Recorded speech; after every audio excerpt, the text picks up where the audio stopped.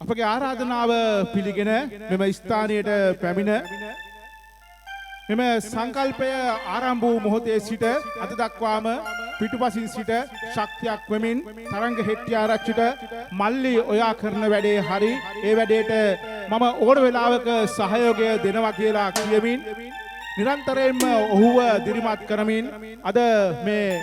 ප්‍රසංග වේදිකාව මේ වගේ රසවත් කරන්න පුළුවන් තැනකට ගෙන එන්න ලොකු ශක්තියක් ධෛර්යයක් දීපු කෙනෙක් ඉන්නවා. මීගහතැන්න පුරවරයම නියෝජනය කරමින් අපි හොඳින් දන්න හඳුනන කලාකරුවෙක් ඒ වගේම ජ්‍යෙෂ්ඨ මාධ්‍යවේදියෙක්. ඉතින් මේ ආදරණීය ආරාධනාව ජ්‍යෙෂ්ඨ මාධ්‍යවේදී ඒ වගේම ශ්‍රේෂ්ඨ කලාකරු ප්‍රේමතිලක පෙරමුණ මැතිතුමනි ප්‍රසංග වේදිකාව රසවත් කරන්නට